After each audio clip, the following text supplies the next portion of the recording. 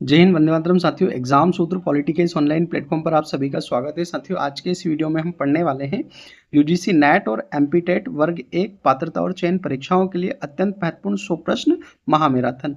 और हमारा जो विषय है वो है राजनीति विज्ञान। साथियों, मैं आपको प्रश्न बोलूंगा, अगर आपको लगता है तो आप उसके उत्तर कमेंट बॉक्स में हमें दे सकते हैं। तो शुरू करते हैं आज का वीडियो। पहला प्रश्न, आदर्श राज्य में दार्शनिक राजा होना चाहिए, यह विचार किसका है? तो इसके ऑप्शन है अरस्तु, प्लेटो, रूसो, हॉब्स। तो इसका सही उत्तर क्या होगा, आप हमें कमेंट्स कर सकते हैं। तो इसका सही उत्तर है ऑप्शन बी, प्लेटो। इसकी व्याख्या देख लेते हैं। प्लेटो ने अपनी पुस्तक रिपब्लिक में कहा कि राज्य का शासन दार्शनिक राजा को करना चाहिए क्योंकि वह ज्ञान और न्याय के आधार पर शासन करेगा। दूसरा प्रश्न है, प्राकृतिक अधिकार का सिद्धांत किसने दिया? प्राकृतिक अधिकार का सिद्धांत किसने दिया? ऑप्शन है John Locke, Rousseau, Hobbes, Machiavelli. तो इसका सही उत्तर है ऑप्शन ए, जॉन लॉक। व्याख्या, जॉन लॉक के अनुसार प्रत्येक व्यक्ति को जन्म से जीवन, स्वतंत्रता और संपत्ति के प्राकृतिक अधिकार प्राप्त होते हैं। यानी कि जॉन लॉक ने हर व्यक्ति के जन्म से ही 3 अधिकार बताए हैं, लाइफ, लिबर्टी एंड प्रॉपर्टी। अगला प्रश्न है तीसरा, इतिहास वर्ग संघर्ष का इतिहास है, यह कथन किसका है? तो ऑप्शन है लेनिन, मार्क्स, एंगेल्स, माओ। तो इसका सही उत्तर है ऑप्शन बी, कार्ल मार्क्स। और कार्ल मार्क्स जो है, इनकी सबसे प्रसिद्ध जो कृति है वो है दास कैपिटल। और इसकी व्याख्या देखते हैं। मार्क्स ने कहा कि मानव इतिहास मूल रूप से विभिन्न वर्गों के संघर्ष का इतिहास है। अगला प्रश्न है, स्वतंत्रता का अर्थ दूसरों को हानि पहुंचाए बिना कार्य करना, यह विचार किसका है? तो ऑप्शन है जे.एस. मिल, रूसो, लॉक या मार्क्स। तो इसका सही उत्तर है ऑप्शन ए, जे.एस. मिल। व्याख्या देख लेते हैं। मिल ने अपनी पुस्तक ऑन लिबर्टी में व्यक्तिगत स्वतंत्रता की वकालत की और जे.एस. मिल की सबसे महत्वपूर्ण पुस्तकों में ऑन लिबर्टी शामिल है। अगला प्रश्न है, पांचवा, राजनीति शक्ति के लिए संघर्ष है, यह किसका कथन है? तो ऑप्शन है David Easton, Harold Lasswell, Max Weber, Garner. तो इसका सही उत्तर आप हमें कमेंट्स बॉक्स में भी भेज सकते हैं। तो इसका राइट आंसर है ऑप्शन बी, हैरोल्ड लॉसवेल। व्याख्या देख लेते हैं। लॉसवेल ने राजनीति को शक्ति प्राप्त करने और उसके वितरण की प्रक्रिया बताया है। अगला प्रश्न है, राजनीति मूल्यों का आधिकारिक वितरण है, यह परिभाषा किसने दी? तो ऑप्शन है डेविड स्टन, लॉसवेल, वेबर या अरस्तु। तो इसका सही उत्तर है ऑप्शन है डेविड स्टन। व्याख्या क्या है? स्टन ने राजनीति को समाज में मूल्यों के आधिकारिक वितरण की प्रक्रिया कहा है। अगला प्रश्न है, सातवां प्रश्न, भारत में वित्त आयोग का प्रावधान किस अनुच्छेद में है? इसका पहला ऑप्शन है 280, 324, 368, 356। तो ये जो प्रश्न है, इसका उत्तर आप हमें कमेंट बॉक्स में भी भेज सकते हैं। तो ये जो सातवां प्रश्न है, इसका सही उत्तर होगा ऑप्शन ए, अनुच्छेद 280।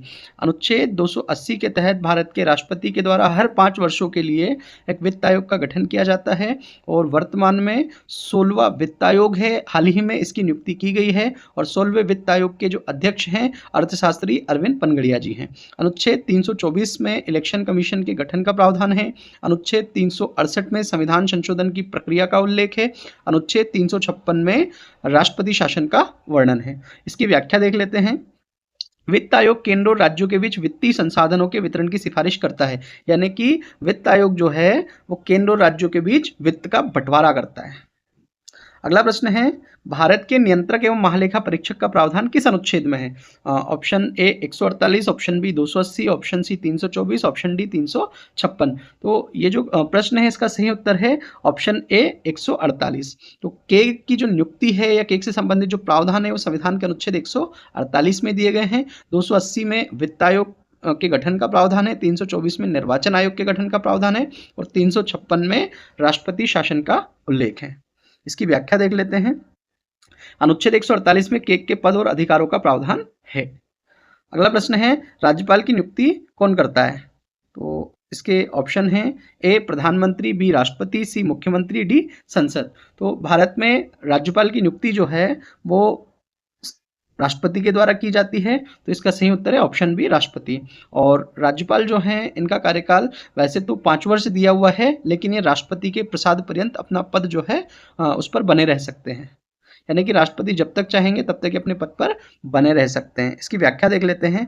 भारतीय संविधान के अनुसार राज्यपाल की नियुक्ति राष्ट्रपति द्वारा की जाती है।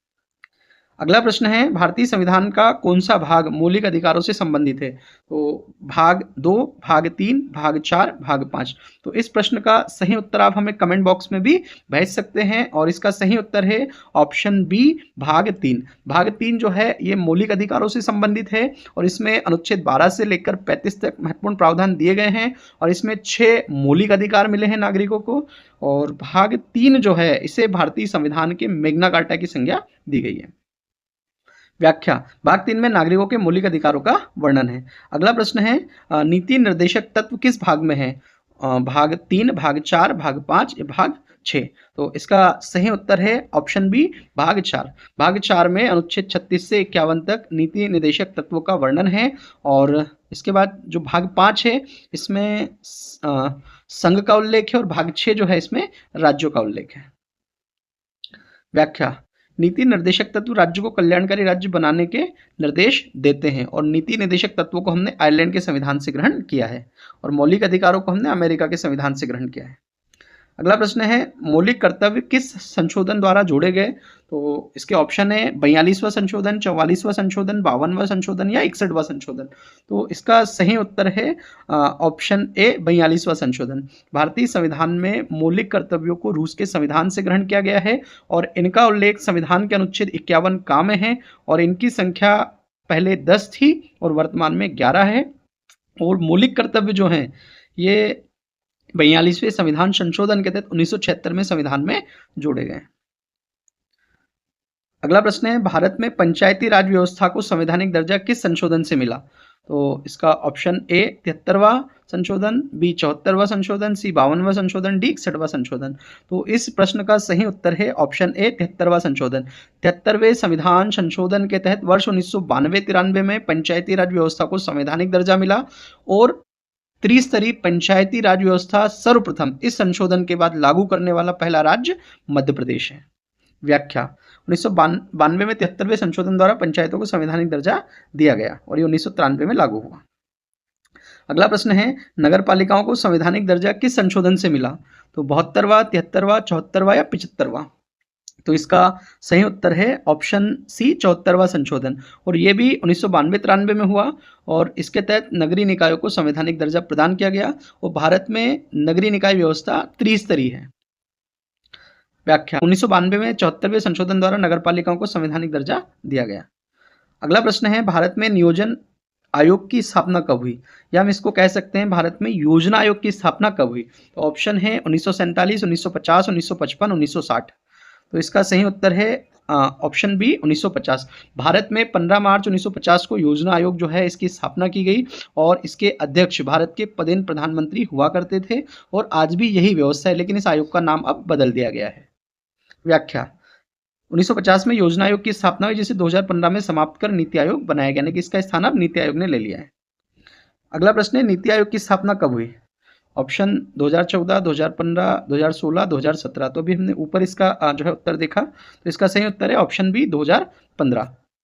व्याख्या, 1 जनवरी 2015 को योजना आयोग की जगह नीति आयोग बना और नीति आयोग जो है ये सरकार के थिंक टैंक के या विचारक समूह के रूप में कार्य करता है और योजना आयोग में भी अध्यक्ष जो है पदेन प्रधानमंत्री होते थे और नीति आयोग में भी अध्यक्ष पदेन प्रधानमंत्री होते हैं, यानी कि वर्तमान में नीति आयोग के अध्यक्ष नरेंद्र मोदी जी हैं। अगला प्रश्न है, सत्ता वैधता पर आधारित होती है किसका विचार है? तो मैक्स वेबर, मार्क्स, रूसो या लॉक? तो इसका सही उत्तर है ऑप्शन ए मैक्स वेबर।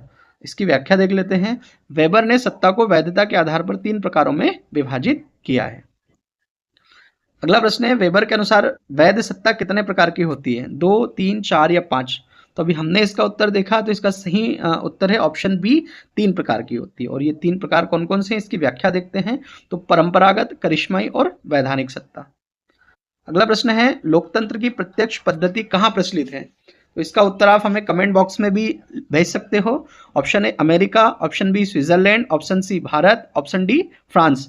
तो इसका सही उत्तर है ऑप्शन बी स्विट्जरलैंड। यहाँ पे लोकतंत्र की प्रत्यक्ष प्रणाली या प्रत्यक्ष पद्धति प्रचलित है। इसकी व्याख्या देख लेते हैं। स्विट्जरलैंड में जनमत संग्रह और जन पहल जैसी प्रत्यक्ष लोकतंत्र की पद्धतियां है। अगला प्रश्न है, संसद का संयुक्त अधिवेशन कौन बुलाता है? तो इसके ऑप्शन है प्रधानमंत्री, राष्ट्रपति, लोकसभा अध्यक्ष, राज्यसभा सभापति। तो इस प्रश्न का सही उत्तर है ऑप्शन बी, राष्ट्रपति। इसकी व्याख्या देख लेते हैं। संसद के दोनों सदनों में गतिरोध हो तो राष्ट्रपति संयुक्त अधिवेशन बुलाते हैं। तो भारतीय संविधान के अनुच्छेद 108 के तहत दोनों सदनों में किसी सामान्य विधेयक को लेके कोई गतिरोध होता है तो उस गतिरोध को दूर करने के लिए संयुक्त अधिवेशन का प्रावधान है और इस अधिवेशन को बुलाने का अधिकार राष्ट्रपति के पास है और इस अधिवेशन की अध्यक्षता जो है लोकसभा अध्यक्ष के द्वारा की जाती है। अगला प्रश्न है, भारत में राष्ट्रीय आपातकाल किस अनुच्छेद में है? तो इसके ऑप्शन है 352, 356, 360, 324। तो इस प्रश्न का सही उत्तर है अनुच्छेद ए 352। इसकी व्याख्या देख लेते हैं। बाहरी आक्रमण, युद्ध या सशस्त्र विद्रोह की स्थिति में राष्ट्रीय आपातकाल लगाया जाता है और भारत में अब तक अनुच्छेद 352 जो है इसके तहत 3 बार राष्ट्रीय आपातकाल लागू किया गया है। पहली बार जो हुआ था भारत चीन युद्ध के कारण 1962 में, दूसरी बार भारत पाकिस्तान युद्ध के कारण 1971 में और तीसरी बार जो है 1975 में लागू किया गया था इसे आंतरिक अशांति की आशंका के कारण। अगला प्रश्न है, राष्ट्रपति शासन किस अनुच्छेद में है? तो राष्ट्रपति शासन का उल्लेख जो है किस अनुच्छेद में है? तो इसके ऑप्शन है 352, 356, 360, 368। तो इस प्रश्न का सही उत्तर है ऑप्शन बी, अनुच्छेद 356। 356 में राष्ट्रपति शासन का उल्लेख है। इसकी व्याख्या देखते हैं। राज्य में संवैधानिक तंत्र विफल होने पर राष्ट्रपति शासन लागू होता है और भारत में जो है ये विभिन्न राज्यों में कई बार लग चुका है और अगर मध्य प्रदेश की बात करें तो मध्य प्रदेश में अब तक 3 बार राष्ट्रपति शासन लगा है, 1977, 1980 और 1992। अगला प्रश्न है, वित्तीय आपातकाल का प्रावधान किस अनुच्छेद में है? तो इसके ऑप्शन है 352, 356, 360, 368। तो इस प्रश्न का सही उत्तर है ऑप्शन सी, 360। व्याख्या, देश की वित्तीय स्थिरता को खतरा होने पर वित्तीय आपातकाल लगाया जाता है और हमारे देश में अब तक 360 के तहत वित्तीय आपातकाल कभी भी लागू नहीं हुआ है। अगला प्रश्न है, भारत में संघ सूची किस अनुसूची में है? तो इसका ऑप्शन है 6वीं अनुसूची, 7वीं अनुसूची, 8वीं अनुसूची या 9वीं अनुसूची।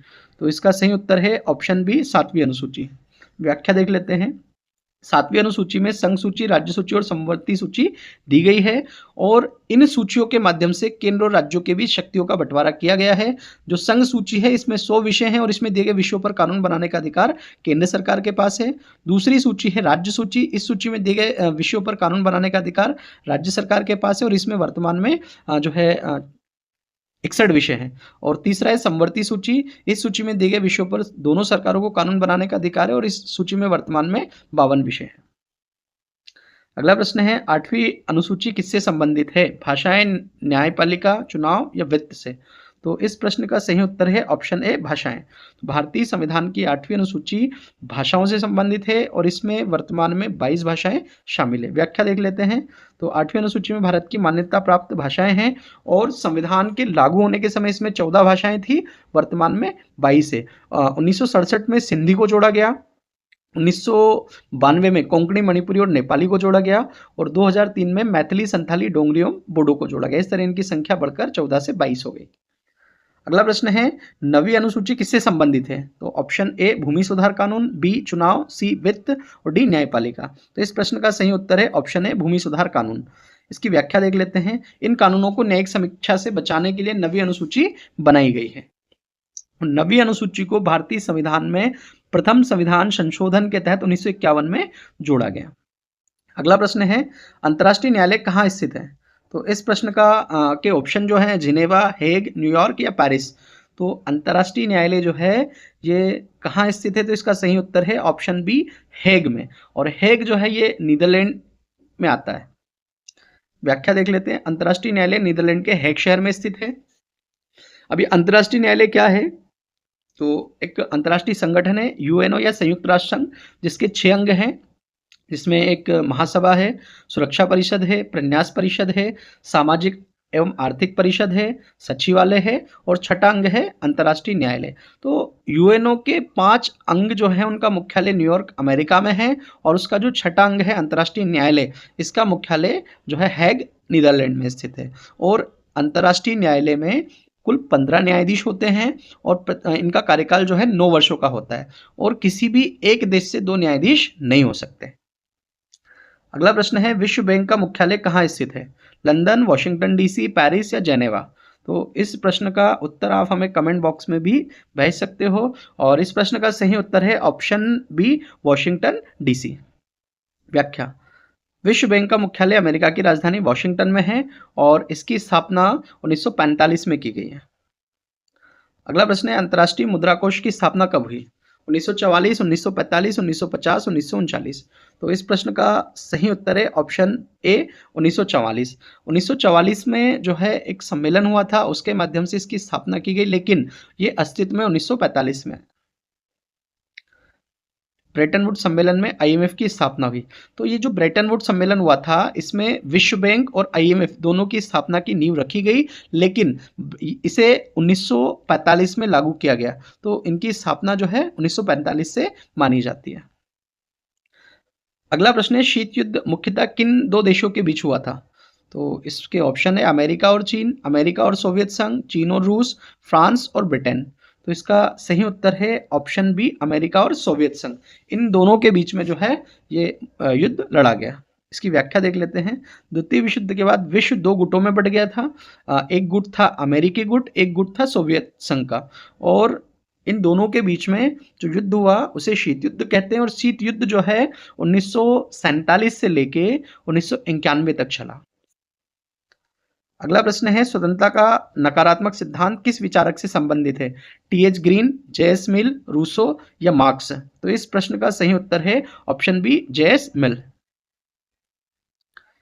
व्याख्या, मिल के अनुसार स्वतंत्रता का अर्थ है व्यक्ति पर बाहरी प्रतिबंधों का अभाव। अगला प्रश्न है, सकारात्मक स्वतंत्रता का वर्णन या समर्थन किसने किया? तो इसके ऑप्शन है टीएच ग्रीन, हॉब्स, लॉक या मैकियावेली। तो इस प्रश्न का सही उत्तर है ऑप्शन है टीएच ग्रीन। व्याख्या देख लेते हैं। तो ग्रीन के अनुसार स्वतंत्रता का अर्थ केवल बंधनों की अनुपस्थिति नहीं बल्कि क्षमता का विकास है।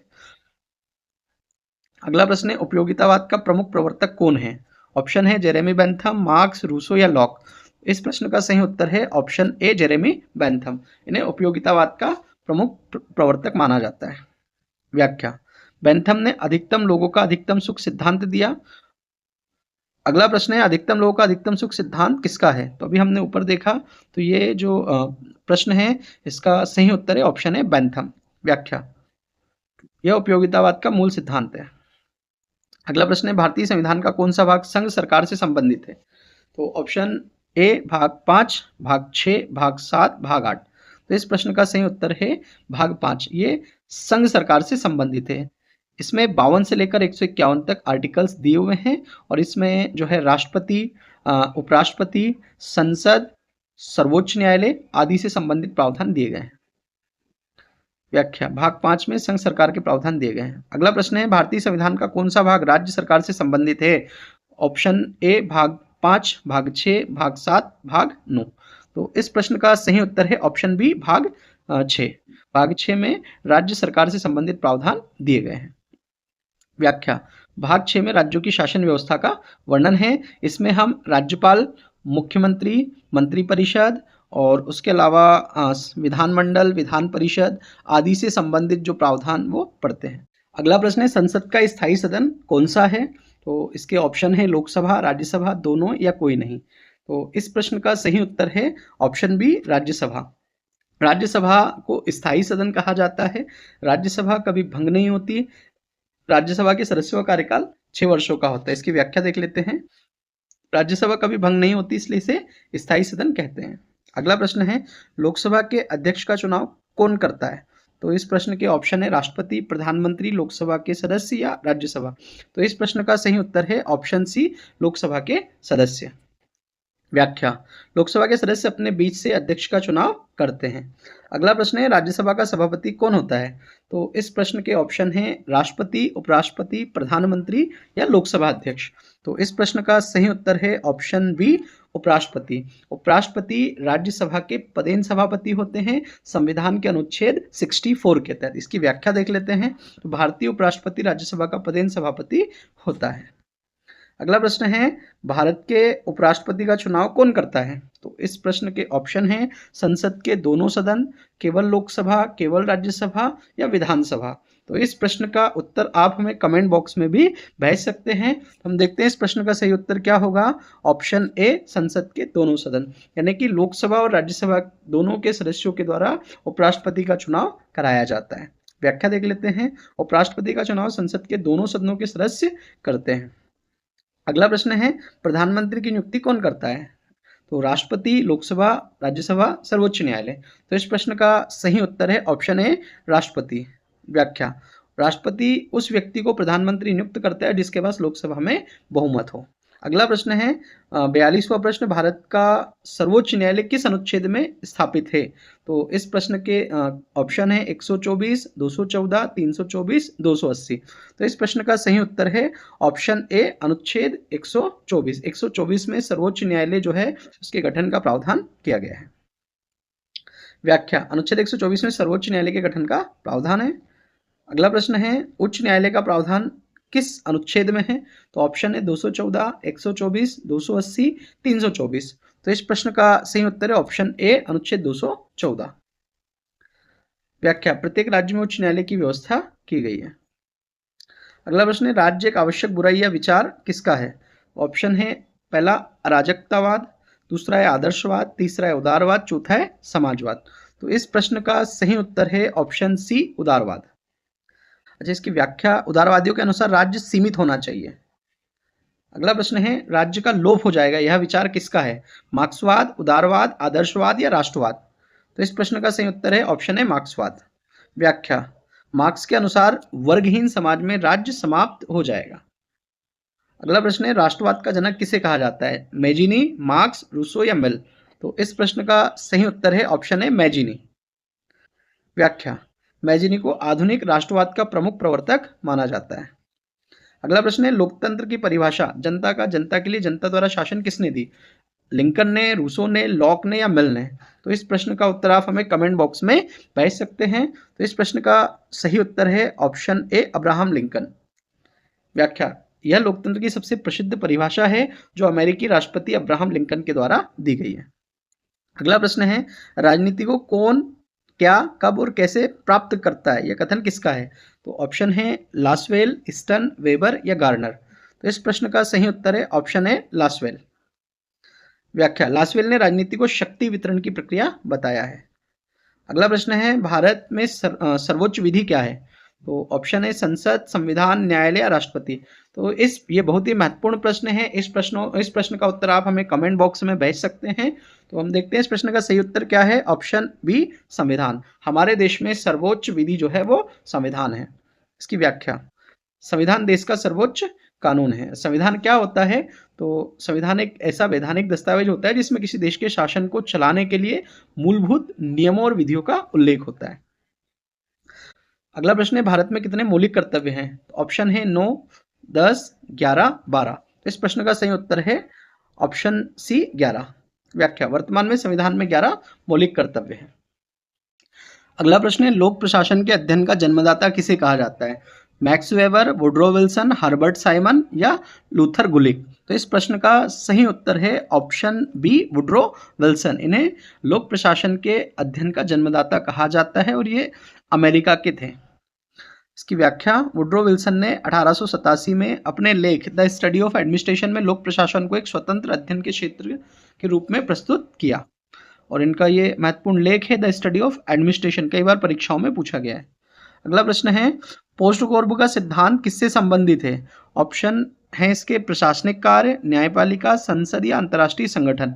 तो इस प्रश्न का सही उत्तर है ऑप्शन ए, प्रशासनिक कार्य। इसकी व्याख्या देख लेते हैं। पोस्ट-कोर्ब प्रशासनिक कार्यों का संक्षिप्त रूप है जिसमें पी का अर्थ प्लानिंग है, ओ का ऑर्गेनाइजिंग है, एस का स्टाफिंग है, डी का डायरेक्टिंग है, सीओ का कोऑर्डिनेटिंग है, आर का रिपोर्टिंग और बी का बजटिंग है। अगला प्रश्न है, नौकरशाही का आदर्श प्रकार किसने दिया? तो वेबर, साइमन, टेलर या गुलिक? तो इस प्रश्न का सही उत्तर है ऑप्शन है मैक्स वेबर। व्याख्या, वेबर ने नौकरशाही को तर्कसंगत और वैधानिक प्रशासनिक व्यवस्था बताया है। अगला प्रश्न है, सीमित विवेकशीलता सिद्धांत किसका है? हर्बर्ट साइमन, वेबर, टेलर या गुलिक? तो इस प्रश्न का सही उत्तर है ऑप्शन ए हर्बर्ट साइमन। व्याख्या, साइमन के अनुसार निर्णय लेते समय मनुष्य पूर्णतः तर्कसंगत नहीं होता है। अगला प्रश्न है, नई लोक प्रशासन की शुरुआत किस सम्मेलन से हुई? या हम कह सकते हैं न्यू पब्लिक एडमिनिस्ट्रेशन जो है वो किस सम्मेलन से शुरू हुआ? तो बेलग्रेड सम्मेलन, मिन्नोब्रुक सम्मेलन, जिनेवा सम्मेलन या पेरिस सम्मेलन? तो इस प्रश्न का सही उत्तर है ऑप्शन बी, मिन्नोब्रुक सम्मेलन। और अब तक 3 मिन्नोब्रुक सम्मेलन हुए हैं, पहला 1968 में, दूसरा 1988 में और तीसरा 2008 में, और तीनों सम्मेलन अमेरिका में हुए। व्याख्या, 1968 के मिन्नोब्रुक सम्मेलन से नई लोक प्रशासन की शुरुआत मानी जाती है। अगला प्रश्न है, वैज्ञानिक प्रबंधन सिद्धांत किसने दिया? तो इसके ऑप्शन है टेलर, वेबर, साइमन या गुलिक? तो ये महत्वपूर्ण प्रश्न है और इसका उत्तर आप हमें कमेंट बॉक्स में भी भेज सकते हो। इस प्रश्न का हम उत्तर देखते हैं। इसका सही उत्तर है ऑप्शन ए, FW टेलर। इनके द्वारा वैज्ञानिक प्रबंधन सिद्धांत दिया गया है। व्याख्या, टेलर ने कार्यकुशलता बढ़ाने के लिए वैज्ञानिक प्रबंधन सिद्धांत दिया। अगला प्रश्न है, लोक प्रशासन का मुख्य उद्देश्य क्या है? सत्ता प्राप्त करना, सरकारी नीतियों का क्रियान्वयन, न्याय देना या चुनाव कराना? तो इस प्रश्न का सही उत्तर है ऑप्शन बी, सरकारी नीतियों का क्रियान्वयन। व्याख्या, लोक प्रशासन सरकार की नीतियों को लागू करता है। अगला प्रश्न है, प्रशासनिक सिद्धांतों की आलोचना किसने की? साइमन, वेबर, टेलर या विल्सन? तो इस प्रश्न का सही उत्तर है ऑप्शन ए, हर्बर्ट साइमन। व्याख्या, साइमन ने प्रशासनिक सिद्धांत को प्रोवर्ब ऑफ एडमिनिस्ट्रेशन या कहावतें कहा है। अगला प्रश्न है, लोक प्रशासन का संबंध किससे है? सरकार की नीतियों से, न्यायपालिका से, सेना से, चुनाव से? तो इस प्रश्न का सही उत्तर है ऑप्शन ए, सरकार की नीतियों से। इसकी व्याख्या देख लेते हैं। लोक प्रशासन का मुख्य कार्य सरकारी नीतियों को लागू करना है। अगला प्रश्न है, प्रशासनिक अध्ययन में मानव संबंध सिद्धांत किससे जुड़ा है? एल्टन मेयो, वेबर, टेलर या गुलिक? तो इस प्रश्न का उत्तर आप हमें कमेंट बॉक्स में भेज सकते हो। इस प्रश्न का सही उत्तर है ऑप्शन ए, एल्टन मेयो। व्याख्या, मेयो ने मानव संबंध और कार्यस्थल पर सामाजिक संबंधों के महत्व को बताया। अगला प्रश्न है, हिंद स्वराज पुस्तक किसने लिखी? ऑप्शन है महात्मा गांधी, जवाहरलाल नेहरू, डॉक्टर BR अम्बेडकर, राम मनोहर लोहिया? तो इस प्रश्न का सही उत्तर है ऑप्शन है महात्मा गांधी। इनके द्वारा हिंद स्वराज लिखी गई। व्याख्या, 1909 में गांधी जी ने हिंद स्वराज लिखी, जिसमें आधुनिक सभ्यता की आलोचना और ग्राम स्वराज का विचार प्रस्तुत किया। अगला प्रश्न है, डिस्कवरी ऑफ इंडिया पुस्तक किसकी है या किसने लिखी? तो इसके ऑप्शन है महात्मा गांधी, जवाहरलाल नेहरू, सुभाष चंद्र बोस, सरदार पटेल? तो इस प्रश्न का सही उत्तर है ऑप्शन बी, जवाहरलाल नेहरू। व्याख्या, नेहरू ने 1944 में अहमदनगर किले में कैद के दौरान यह पुस्तक लिखी। अगला प्रश्न है, अनाइलेशन ऑफ कास्ट पुस्तक किसने लिखी? तो ऑप्शन है महात्मा गांधी, डॉक्टर BR अम्बेडकर, राम मनोहर लोहिया, जयप्रकाश नारायण? तो इस प्रश्न का सही उत्तर है option B, doctor BR Ambedkar. व्याख्या, इस पुस्तक में अम्बेडकर जी ने जाति व्यवस्था की तीखी आलोचना की। अगला प्रश्न है, सप्त क्रांति का सिद्धांत किसने दिया? तो इसके ऑप्शन है राम मनोहर लोहिया, गांधी जी, जयप्रकाश नारायण या जवाहरलाल नेहरू? तो इस प्रश्न का सही उत्तर है ऑप्शन है राम मनोहर लोहिया। व्याख्या, लोहिया ने सामाजिक परिवर्तन के लिए 7 क्रांतियों का विचार दिया है। याद रखिएगा, सप्त क्रांतियों का नारा, 7 क्रांतियों का विचार जो है राम मनोहर लोहिया द्वारा दिया गया है। अगला प्रश्न है, संपूर्ण क्रांति का नारा किसने दिया? बहुत ही महत्वपूर्ण प्रश्न है और इसे आप इसके उत्तर आप हमें कमेंट बॉक्स में दे सकते हैं। तो पहला ऑप्शन है महात्मा गांधी, दूसरा है जयप्रकाश नारायण, तीसरा है अंबेडकर जी, चौथा है नेहरू जी? तो इस प्रश्न का सही उत्तर है ऑप्शन बी, जयप्रकाश नारायण। व्याख्या, 1974 के आंदोलन में जेपी ने संपूर्ण क्रांति का आह्वान किया। अगला प्रश्न है, अनहैप्पी इंडिया पुस्तक किसने लिखी? तो इसके ऑप्शन है लाला लाजपत राय, बाल गंगाधर तिलक, गोपाल कृष्ण गोखले, दादा भाई नौरोजी? तो इस प्रश्न का सही उत्तर है ऑप्शन है लाला लाजपत राय। इनके द्वारा अनहैप्पी इंडिया पुस्तक लिखी गई। यह पुस्तक कैथरीन मेयो की पुस्तक मदर इंडिया के विरोध में लिखी गई थी। अगला प्रश्न है, ड्रेन थ्योरी किस भारतीय विचारक से संबंधित है? तो इसके ऑप्शन है दादा भाई नौरोजी, गोखले, तिलक या गांधी जी? इस प्रश्न का सही उत्तर है ऑप्शन है दादा भाई नौरोजी। व्याख्या, नौरोजी ने ब्रिटिश शासन द्वारा भारत की संपत्ति के शोषण की व्याख्या की। अगला प्रश्न है, गीता रहस्य पुस्तक किसने लिखी? ऑप्शन है बाल गंगाधर तिलक, गांधी जी, नेहरू जी, अंबेडकर जी? तो इस प्रश्न का सही उत्तर है ऑप्शन है बाल गंगाधर तिलक के द्वारा। व्याख्या, तिलक ने कर्मयोग की व्याख्या करते हुए यह पुस्तक लिखी है। अगला प्रश्न है, भारत का संविधान पुस्तक किसने लिखी? इसके ऑप्शन है डी बसु, अंबेडकर जी, नेहरू जी या लोहिया जी। तो इसका सही उत्तर है ए डी बसु। व्याख्या, यह भारतीय संविधान पर प्रसिद्ध ग्रंथ है। भारत के संविधान को अंबेडकर जी द्वारा लिखा गया है, लेकिन संविधान पर प्रसिद्ध पुस्तक जो है वो डी बसु के द्वारा लिखी गई। अगला प्रश्न है, भारत में समाजवाद के प्रमुख समर्थक कौन थे? तो इसके ऑप्शन है राम मनोहर लोहिया, गांधी जी, पटेल या राजा जी। तो इस प्रश्न का सही उत्तर है ऑप्शन है राम मनोहर लोहिया। व्याख्या, लोहिया भारतीय समाजवाद के प्रमुख विचारक थे। अगला प्रश्न है, यथार्थवाद या रियलिज्म का प्रमुख सिद्धांतकार कौन है? तो इसके ऑप्शन है Hans Morgenthau, Kenneth Waltz, Robert Keohane, Joseph Nye. तो इस प्रश्न का उत्तर आप हमें कमेंट बॉक्स में भी भेज सकते हो, और इस प्रश्न का सही उत्तर है ऑप्शन ए हांस मार्गेनथाउ। व्याख्या, मार्गेनथाउ ने शक्ति राजनीति पर आधारित यथार्थवादी सिद्धांत दिया है। अगला प्रश्न है, नव यथार्थवाद का या न्यू रियलिज्म का सिद्धांत किसने दिया? केनेथ वॉल्ज, मार्गेनथाउ, रॉबर्ट कोहेन और जोसेफ नाई। तो इस प्रश्न का सही उत्तर है ऑप्शन ए केनेथ वॉल्ज। व्याख्या, वॉल्ज ने संरचनात्मक यथार्थवाद का सिद्धांत दिया। अगला प्रश्न है, उदारवाद का संबंध किससे है? सहयोग, युद्ध, शक्ति संतुलन या साम्राज्यवाद। तो इस प्रश्न का सही उत्तर है ऑप्शन है सहयोग। उदारवाद जो है ये सहयोग जो है उस पर बल देता है। व्याख्या, उदारवादी विचारक अंतर्राष्ट्रीय सहयोग और संस्थाओं पर जोर देते हैं। अगला प्रश्न है, क्लैश ऑफ सिविलाइजेशन सिद्धांत किसने दिया? Francis Fukuyama, Samuel Huntington, Kenneth Waltz, हंस मार्गेनथाउ। तो इस प्रश्न का सही उत्तर है ऑप्शन बी सैमुअल हंटिंगटन। व्याख्या, सैमुअल हंटिंगटन ने 1993 में सिद्धांत दिया कि भविष्य में विश्व की राजनीति विचारधाराओं के बजाय विभिन्न सभ्यताओं के संघर्ष पर आधारित होगी। अगला प्रश्न है, एंड ऑफ हिस्ट्री सिद्धांत किसने दिया? तो ऑप्शन है फ्रांसिस फुकुयामा, हंटिंगटन, मॉर्गेनथाउ, वॉल्ज। तो इसका सही उत्तर है ऑप्शन है फ्रांसिस फुकुयामा। व्याख्या, फुकुयामा ने 1992 में यह विचार दिया कि शीत युद्ध के बाद उदार लोकतंत्र मानव शासन व्यवस्था का अंतिम रूप बन सकता है। अगला प्रश्न है, संयुक्त राष्ट्र सुरक्षा परिषद के स्थायी सदस्य कितने हैं? ऑप्शन है 4, 5, 6 या 7।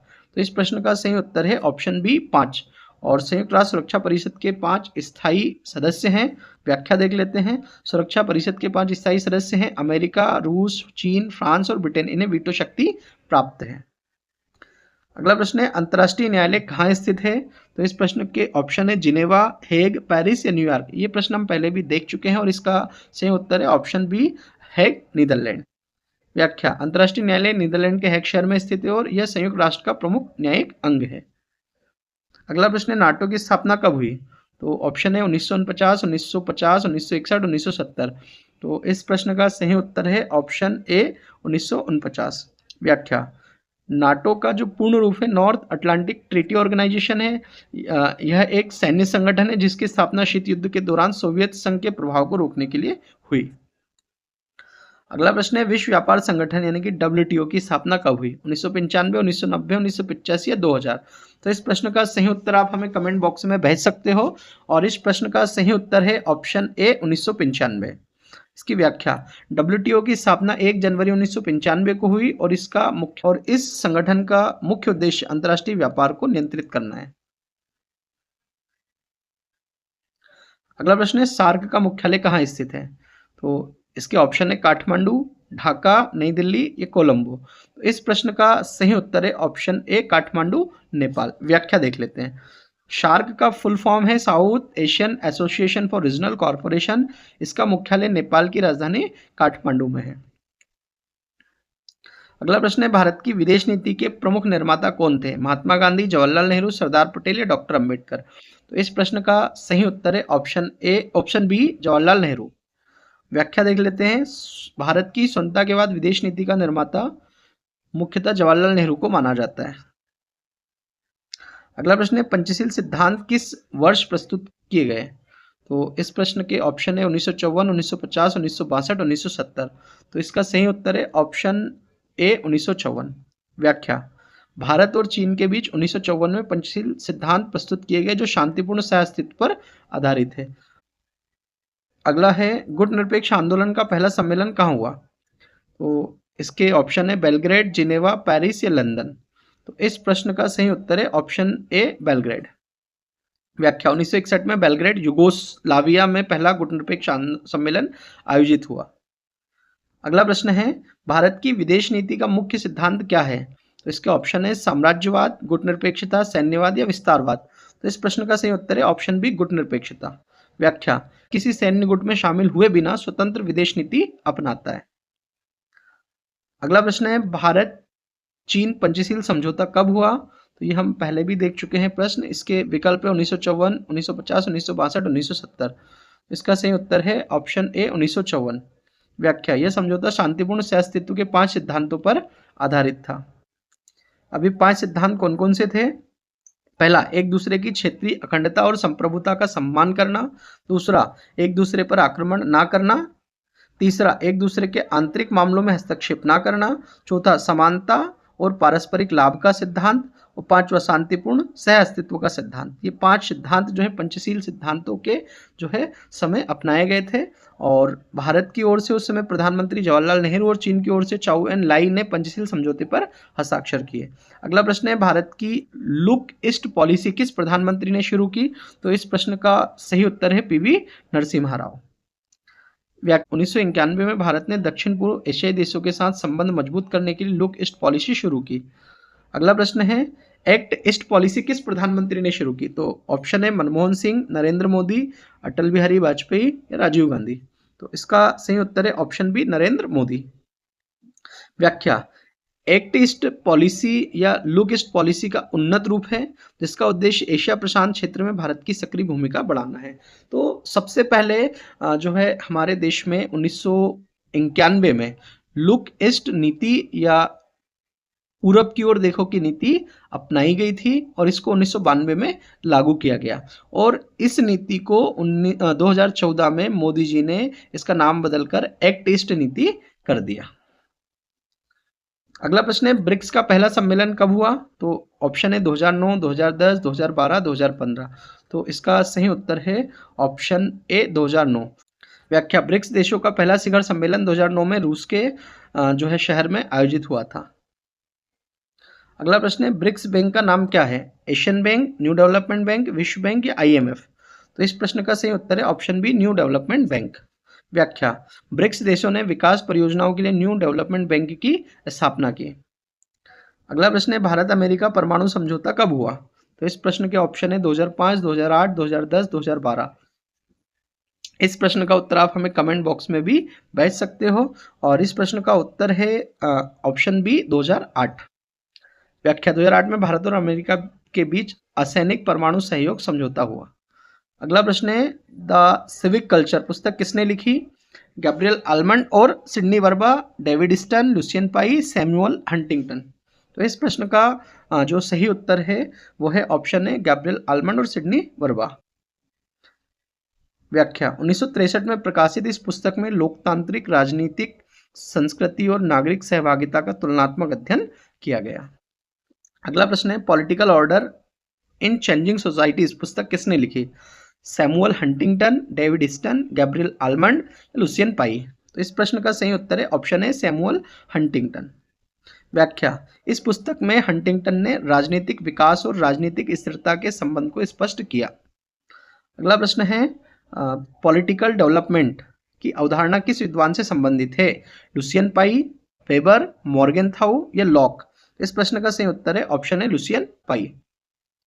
व्याख्या लुसियन पाई ने राजनीतिक विकास को संस्थागत क्षमता और राजनीतिक भागीदारी से जोड़ा। अगला प्रश्न है डिपेंडेंसी थ्योरी किससे संबंधित है? बहुत ही महत्वपूर्ण प्रश्न है। आप हमारे जो है कमेंट बॉक्स में इस प्रश्न का उत्तर दे सकते हो। इसके ऑप्शन है आर्थिक निर्भरता और विकास, दूसरा है लोकतंत्र, तीसरा है संविधान, चौथा है चुनाव। तो इस प्रश्न का सही उत्तर है ऑप्शन ए आर्थिक निर्भरता और विकास। इसकी व्याख्या देख लेते हैं। डिपेंडेंसी थ्योरी के अनुसार विकासशील देश विकसित देशों पर आर्थिक रूप से निर्भर रहते हैं। अगला प्रश्न है वर्ल्ड सिस्टम थ्योरी किसने दी? ये भी बहुत ही महत्वपूर्ण प्रश्न है और इसका भी उत्तर आप हमारे कमेंट बॉक्स में भेज सकते हो। तो इसके ऑप्शन है इमैनुअल वॉलरस्टीन, दूसरा है मॉर्गेनथाउ, तीसरा है वॉल्ज, चौथा है स्टन। तो इस प्रश्न का सही उत्तर है ऑप्शन है इमैनुअल वॉलरस्टीन। व्याख्या वॉलरस्टीन ने विश्व को कोर सेमी पेरिफेरी और पेरिफेरी देशों में विभाजित किया, यानी कि इन्होंने दुनिया को 3 भागों में बांट दिया। अगला प्रश्न है पॉलिटिकल सिस्टम की अवधारणा किसने दी? तो इसके ऑप्शन है डेविड स्टन, प्लेटो, रूसो या अरस्तु। तो सही उत्तर है ऑप्शन है डेविड स्टन। व्याख्या, स्टन ने राजनीति को एक प्रणाली के रूप में समझाया जिसमें इनपुट और आउटपुट शामिल होते हैं। अगला प्रश्न है मॉडर्नाइजेशन थ्योरी किससे संबंधित है? तो इसके ऑप्शन है पारंपरिक समाज और आधुनिक समाज में परिवर्तन, युद्ध, संविधान या प्रशासन। तो इस प्रश्न का सही उत्तर है ऑप्शन है पारंपरिक समाज से आधुनिक समाज में परिवर्तन। व्याख्या, मॉडर्नाइजेशन थ्योरी राजनीतिक और सामाजिक परिवर्तन की प्रक्रिया को समझाती है। अगला प्रश्न है comparative politics a developmental approach पुस्तक किसने लिखी है? गैब्रियल आलमंड और GB Powell, David Easton, Huntington या पाई। तो इस प्रश्न का सही उत्तर है ऑप्शन ए गैब्रियल आलमंड और जीबी पावेल। व्याख्या, इस पुस्तक में तुलनात्मक राजनीति के विकासात्मक दृष्टिकोण को समझाया गया है। अगला प्रश्न है पॉलिटिकल कल्चर की अवधारणा किसने विकसित की? तो इसका उत्तर हमें आप कमेंट बॉक्स में दे सकते हैं। पॉलिटिकल कल्चर की अवधारणा किसके द्वारा विकसित की गई? ऑप्शन ए आलमंड और Verba, option B Easton, option C Weber, option D Locke. इसका सही उत्तर है ऑप्शन है आलमंड और वर्बा। इसकी व्याख्या, इन विद्वानों ने राजनीतिक संस्कृति को नागरिकों के राजनीतिक दृष्टिकोण और मूल्यों से जोड़ा।